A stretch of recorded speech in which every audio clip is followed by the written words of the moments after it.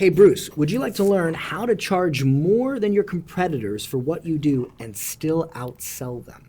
Yes. Okay, so I want you to pay very close attention to this because this is something Daddy had to learn to become a millionaire, all right? All right. All right, so I want you to imagine for a moment that you have 10 of your ideal clients walking on a beach. Now, do you know what a client is? No. It's a customer. It's someone that gives you money to do something for them or to sell them something. Okay? Now, I'm only going to draw 3 people because 10 people is a lot, but these are your ideal people that would pay you. On the beach, they come across a genie lamp. And this genie lamp has a genie in it, but this genie is a capitalist. Do you know what a capitalist is? Mm-mm. It's someone that is primarily concerned with making a profit off of solving problems. Okay. Now, the genie is only going to grant one wish to one of these people, and he is going to make them bid on it. So they all have to offer a certain amount of money to get the wish, and whoever offers the most money would win. And that's who gets the wish. Whenever Daddy goes to an event and he asks this question and he draws this out, I'll say, if the exact wish is to solve the problem that your product or service solves, how high would the bid get? And everybody in the audience usually will say, you know, $50,000, $100,000, $1 million, whatever. And then I say, okay, now next to that number, write down what you currently charge. And they will always write down a number way lower than where the bid would get. And do you know what that means? It means they're undercharging. And the principle here is if you don't know what you're worth, how do you expect your customers to know what you're worth? You get it? I get it. You got to know your worth, but it's not enough to know your worth. You have to be able to explain your worth. Now, here's how you do that. Daddy has a concept that he calls the 2 costs, okay? Now, there is the cost of not fixing a problem, and then there is the cost of your product or service. All you have to do is be able to explain to the customer that the cost of not solving their problem is much, much higher than the cost of solving their problem. And when that creates a gap between the two, it now makes sense to them and they feel more comfortable about buying. So, for instance, you know Daddy used to pay a lot of taxes, right? Yes, in America, because America's crazy.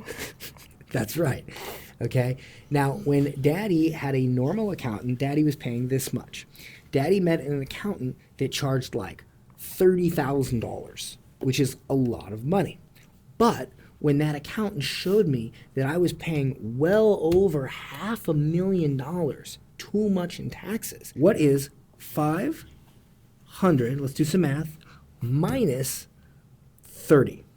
What is it? 470. Right, 470. That means if Daddy did not work with that accountant, it would cost him $470,000. Why? Because 500 is 470 more than 30. And so that accountant did a good job because she was getting me to focus on what it would cost if I didn't work with her rather than what it would cost if I did. And this is how you sell stuff. You don't talk about your price because if you talk about your price too much, guess what your customer is going to think about? They're going to think about your price. They're going to think about what it costs. But if instead you talk more about what it costs them if they don't solve the problem, now what are they thinking about? They're thinking about what it costs to not give you money. You get it? I get it. Which cost should you focus on when trying to sell your product or service? The cost of not solving the problem or the cost of working with you? Cost of working with you. No, not solving the problem because that cost is higher. You get it? I get it. Okay, this is a little advanced. It's okay, okay? That was that. I just guessed. You just guessed. I didn't know the answer. Let's just say for a moment that Mommy and Daddy didn't want to pay the doctors a bunch of money to save your life. What would happen? I would die. So what costs more for Mommy and Daddy? You dying or the, $50,000 that we paid to save you or how much ever it was? Which one costs more? This one costs more. Which one? You dying? No, This Bro, you're worth more than 50 grand. What's wrong with you? Come on. You are priceless. You're priceless, buddy. You're a human being, a cute little human being. Okay? You are priceless. $50,000 is nothing. I would pay $50,000 just to save your little nose. You get it? I get it.